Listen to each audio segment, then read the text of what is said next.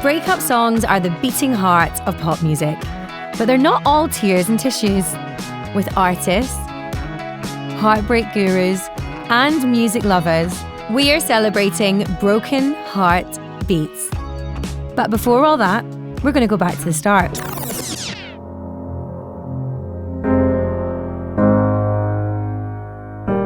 This is the end. The relationship that you thought was great. So great, in fact, that you thought they might even be the one. And then it's over. You feel a bit numb, like you can't quite believe this is actually happening. And then you want to sob and hide under the duvet and stuff your face and watch all of the sad films until you feel sick from all the ice cream and the crying. Nothing like a bit of wallowing, right? Hello from the other side. Music helps. And those sad ballads really hit the spot. You're not the only one who's been through this. And Adele just gets you. It's time to bawl your eyes out. Kira's going through a breakup at the moment, so I mean, this is your prime time, isn't it? Get it all out. When I had my last breakup years ago, like proper breakup, that's when I turned up outside your house crying. Yeah. I sent a letter to New York to tell her I loved her. Yeah, she sent a letter in the post. And before it got there, we broke up. Arguably the best breakup song of all time, I say that mostly seriously, is Back for Good by Take That. I've just got a breakup album. It's probably Damien Rice, Oh. It's just the saddest thing I've ever heard in my life. Hits you right there. One of my favourite breakup songs is Go Your Own Way by Fleetwood Mac. And the opening line kind of says it all. Loving you isn't the right thing to do. Listening to a song can be such an intimate thing. You have this like kinship with the people that you listen to in those moments and that you form these connections. My Spotify has seen parts of my soul that family and friends have not seen, you know? She was like, oh, I'm still in love with this other person. And I was like, oh, well, I'm in love with you. So sick. Can't make this stuff up, can you? This is my life. Never mind, I'll find someone like you.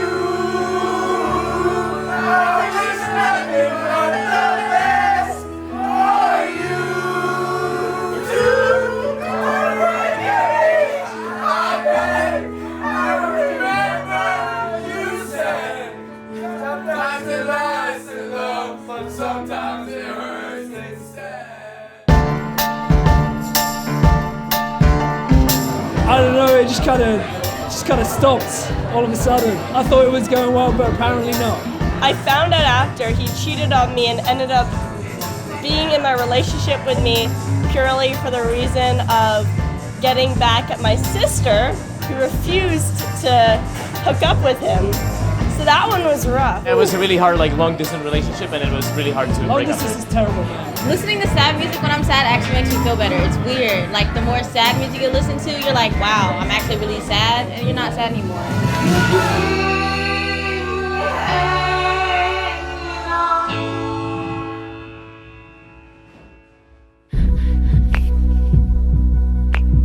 When you break up with somebody, your brain goes through all sorts of different changes. So there's something called vasopressin, which is a funny little neurotransmitter hormone that makes your blood pressure increase, so that the adrenaline comes up, so your brain is not acting in the normal way. You're literally protecting yourself. So there are very few ways that you can actually control your own mood. But music is just one of those amazing things that helps you to respond, to regulate and control how you're feeling. It's a language that we all speak. And then again, because music is a way that we express that language, it's just like a constant conversation about your emotions, and it brings you a sense of community to know that you're not necessarily the only person dealing with whatever you're dealing with, and that there's someone else in the world who's felt something like it. Say you went to watch someone or you listened to an album that came out in the midst of being in love, then that they used to have, what once had lovely memories become rubbish. I think I like music more than I like boys, so I tend to keep the music and throw the boy, because I don't want to lose the music. What was that song that me and you know who used to play all the time? Oh, what is it? You know I love you so bad. Yeah. Have you listened to it since? No. Let's listen to it. Oh, for God's sake! Good tune now. Like I can almost like see her singing it to me. Aww. Yeah, I'm gonna cry. Oh, don't cry, guys. I'm the one who had the breakup. We've all been through it, but it takes talent to translate your emotion into something everyone can feel. Hi, I'm Emily Warren. I'm a songwriter and I write songs for pop artists. I was taught in school, they always said show, don't tell. Painting a picture of you in your room, heartbroken or whatever, like staring at the ceiling. There's like a box of half-eaten chocolates over here. If you paint that picture and don't say what's going on, people can kind of assign their own specific feeling to the details. We're like best friends. We've been in each other's life for 6 years. We live together, we write music together. I saw a lot of this relationship and like what like they had. And I analyse and like watch everything. So it was kind of easy for me to start writing a song about them. I read a lot of books when I was growing up and I listened to a lot of ABBA, a lot of Taylor Swift that was very dramatic. I just had a wild imagination and I used to just like get divorced in my mind like every other day. I think I had about 12 husbands by the time I was 14. Imaginary, let me just clarify. But I have some really, really sad songs from like, I don't know, 14 to like 17. They were not good songs just because they were songs, but they're pretty sad. I listened to them the other day and I was like, geez, like, that was a lot. It's easier to write lyrics that are sad and be brutally honest than say, I love you, I think you're great. I think that's why there's more songs about heartbreak, because it's harder to say I love you than say, oh, I'm sad. Yeah, I did cry a bit on stage. But it's the best way to cry, isn't it? Yeah. When you're doing your art. And then as soon as that relationship got broken off, my God, so much music. So if anything, I see it as a positive.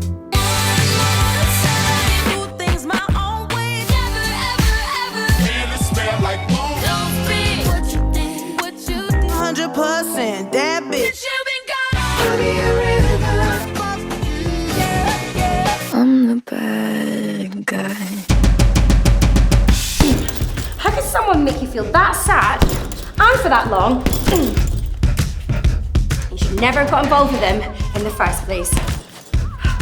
What a loser! Like, who do you think they are? You're not a loser. Nope, no way. And they're not gonna get away with making you feel like this. You're gonna get over it, because if they are a loser, you're a winner. And you've got to fight. And some things you need to work out, but mostly fight.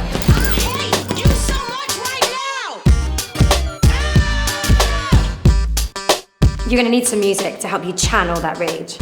You need the tracks that you're listening to be as angry as you are, because this is your revenge. Your brain is sparking like crazy. So you've got a huge surge of the stress hormone cortisol, massive hits of testosterone, and also a huge punch of adrenaline.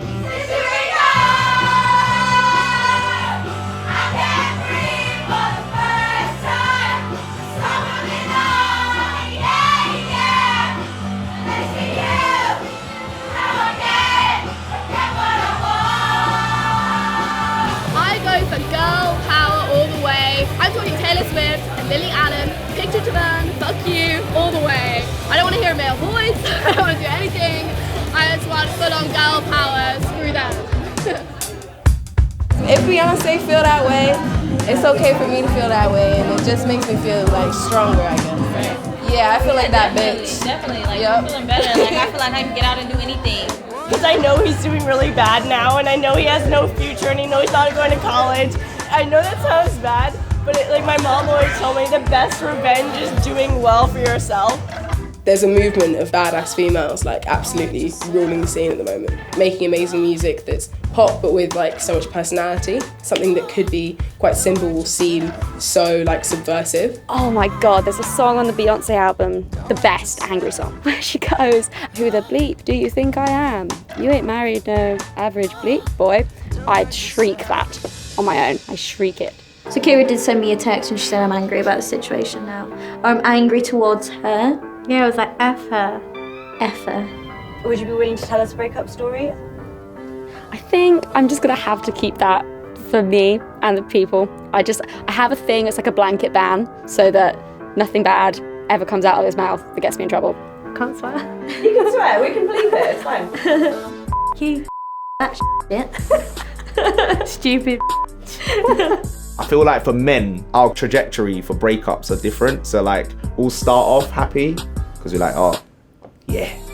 It's like, look at life, I've just joined Tinder, like, oh, this is gonna be lit. So like the first bit might be, I don't know, just some party songs, not even anything to do with breakups, and then we get really sad. And then for women, it's the other way around, where they're just like, it starts bad and it just goes up from there, and then they're free. The night where it's average, you may go, come on, let's go out, and you all go out and get absolutely bladdered. Yeah, you're on your own and not checking your phone. It does, you don't care, and you think, this is happen. definitely the right thing to do. Then it's a week later, you're searching the name on Instagram, you're searching the name on Twitter, and you're like, oh, they're out. And you're like, oh, they're having a good time. A lot of the time, you're sort of made to feel like your emotions are an extra thing that's unnecessary and irrelevant. There's a tendency to sort of squash things, and for people to view like female emotions as like too much. Don't pick up the phone, you know he's only calling because he's drunk and alone. New Rules has got to be one of the most recognisable and iconic independence anthems. Emily Warren wrote it with Caroline Aylan, and it became a global hit for Dua Lipa. Do you start with the lyrics? Did you start with the melody? Did you start with a beat? My favorite way to write is just by having a conversation and starting from there. So Caroline and I were talking for hours, honestly, about what was going on with her, and she was kind of on the way out of a relationship that was super toxic. We ultimately decided, okay, let's write the song, Caroline, that gets you to stop going back to this person, so that if you listen to it, you won't do it anymore. Like the rules. Yeah, exactly. Yeah, exactly. Love that. And she was like, oh, well, you know, they only call me when they're drunk and they want to hang out, and never during the day. We're like, great, that's the rule? Yeah. The last line, which is so funny, my publisher, when I was going through a breakup, she was like, well, you can't get over him until you get under someone else. And I was like, that's insane, but I'm writing that down. And then in that session, I was like, wait, I have the last rule. If you're under him, you ain't getting over him. I got no rules, I count them. Is it quite easy in that situation for you all to be open with one another? 9 times out of 10, people kind of want to be heard and want to speak about what's going on. So there's always something to take from reality that's more fun to write about than like pulling something out of thin air, I think. And what was the opening kind of note that kicked it all off? It's only 2 chords, which is funny. One is super minor, and then this one is kind of more uplifting, I guess. The one part where she's kind of talking about him and kind of the good that she sees in it, and that's the most like major part of the melody. Okay, the lyrics and the words that are being sang are sad and kind of heartbreaking, but also like really strong. Then it's also like this kind of like joyous like beat to it. I went to the Van Gogh Museum years ago in Amsterdam, and there was one of his famous paintings of like a super vibrant bedroom, and the placard next to it said, this is when he checked himself into a mental institution. He was at his worst, but he wanted to paint what would comfort him versus how he actually felt. And I remember seeing that and being like, this is it. Like this is good art, because when you're heartbroken, of course, you want to listen to a sad song for like a week, and then you're like, all right, how do I feel better? He doesn't love me, so I tell myself. Don't pick up the phone, you know he's only calling because he's drunk and alone too. Don't let him in, you'll have to kick him out again. I got no rules, I count them.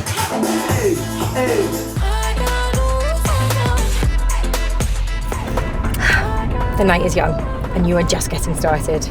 You are strong, you are independent, and you are going out to show the world that you are totally fine. Totally fine. This is what you need. You deserve a good time. And dancing makes everyone feel good, right?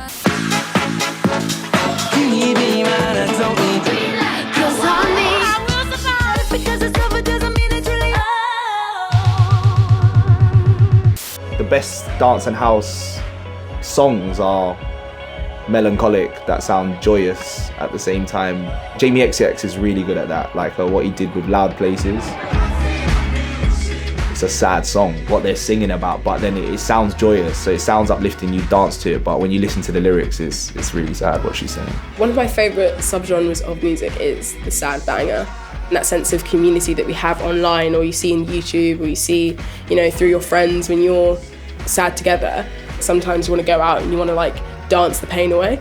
A little bit of serotonin, and so that makes you feel better, and also a little bit of dopamine, which is the reward centre. So you're beginning to feel like it was worth going through that struggle.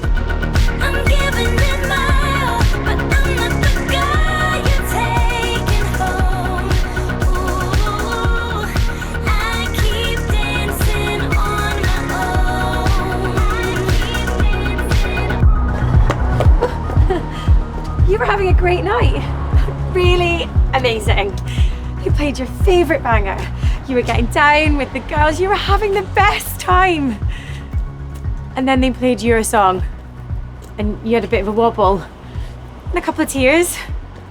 Okay, maybe it was more than a bit of a wobble and a couple of tears. And it was at that exact moment that your ex walked in and saw you crying like a fool in the middle of the club. And that was the first time that you'd seen them since. Well, it just all came flooding back.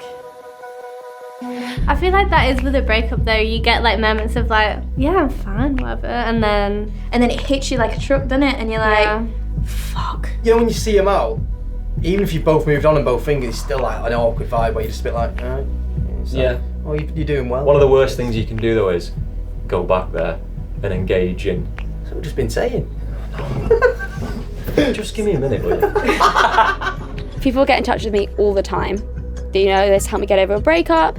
The song is exactly what I needed. This is how like my last relationship or my current relationship treated me, and it was horrible. But I think it really helps people to know that they're not alone and they're not the only people that felt like that.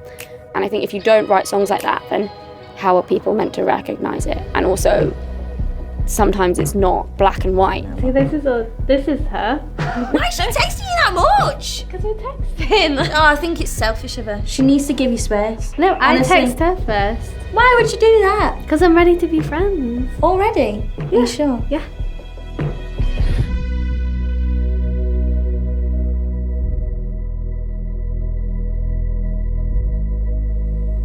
You know, there's no point dwelling in the past, is there?